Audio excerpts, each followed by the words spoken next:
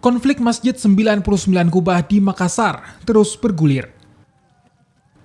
Setelah sempat digunakan untuk sholat Jumat pada pekan lalu, kini pemerintah Provinsi Sulawesi Selatan tak lagi mengizinkan pelaksanaan sholat untuk sementara waktu. Gubernur Sulawesi Selatan Nurdin Abdullah menyebutkan, salah satu alasannya karena bangunan belum siap, apalagi dibutuhkan anggaran yang tidak sedikit untuk menyelesaikan masjid ini. Termasuk MJNO, audit fisik, dan beberapa lagi yang bukan dalam rangka melanjutkan pembangunan.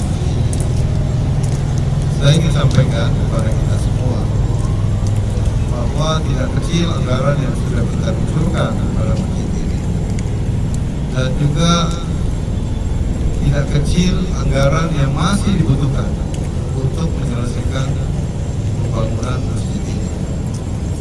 Tim Kaukus 99 pun akhirnya menerima keputusan ini.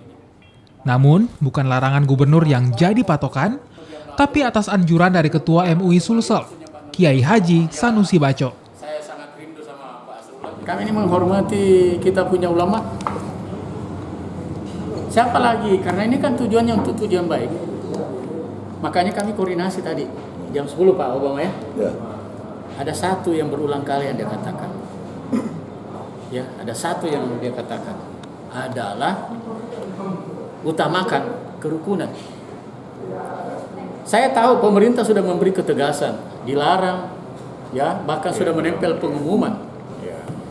Kalau saya menyampaikan sesuatu ke publik, pasti sholat orang. Polemik Masjid 99 Kubah kini masih terus berjalan. Berbagai isu tak sedap memang berhembus di tengah penyelesaian agen baru Provinsi Sulawesi Selatan ini. Dugaan korupsi dalam pembangunan hingga politisasi masjid pun tak luput jadi sebab tarik ulur Masjid Karya Gubernur Jawa Barat, Ridwan Kamil. Tim Liputan, Kompas TV.